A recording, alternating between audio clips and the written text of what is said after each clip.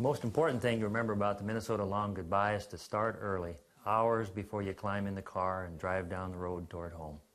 The preparatory statement should be directed at your spouse or yourself if you're alone.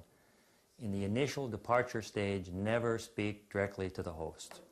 Larry, why don't you just bring them all Bob, over? we really ought to go. You bet, honey. It's about that time. You just got here. Stay a while. Did we do something wrong?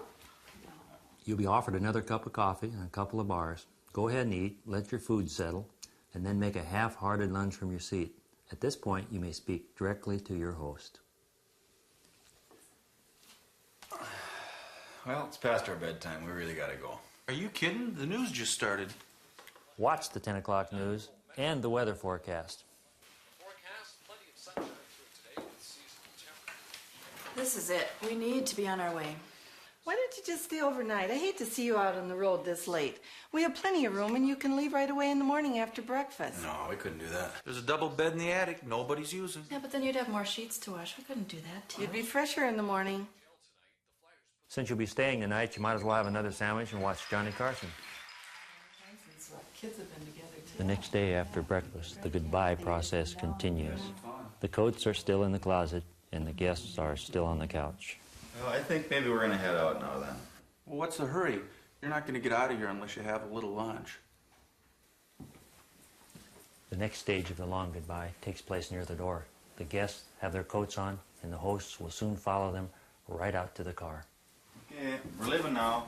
This is it. I still say you don't have to go on Here, our I have account. a couple of carrots here from the garden, What's in too. this Tupperware? Oh, it's some of that Norwegian taco salad that Gwen brought over a couple of weeks ago, but I'm sure it's just fine. Give them some of that glorified rice, too. We've got a ton of it. Oh, we've got plenty already. Don't give us any more of your food. Hey, don't worry, you'd be doing us a favor.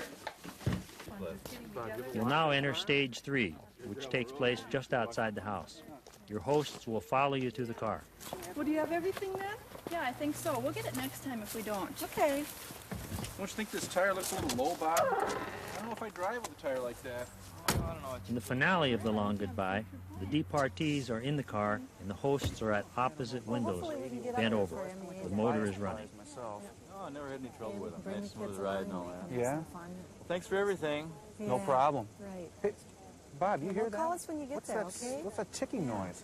Okay, well, hopefully No, it does Thursday that when will it's go cold. okay Might do for you. lifters. Yeah, it could be a throw-up bearing, though. You It's a sure lot you of don't want work. to come in the house? Maybe it's a rod bearing. You can go anytime, you know. Nope, we're off. You sure? We're not stopping for anything. Okay, well. Take it easy, you guys. All right, we'll see ya. Okay. Bye.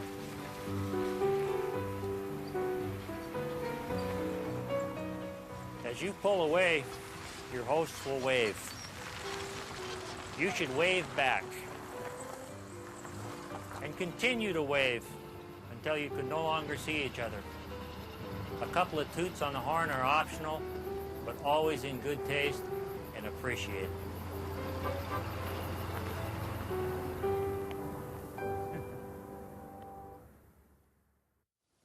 I miss them already.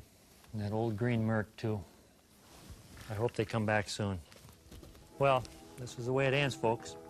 If you move to Minnesota or just visit, I hope this video can help you over the rough times until you're comfortable with being one of us for a while. If it's any consolation to you, sometimes we're not comfortable with being one of us.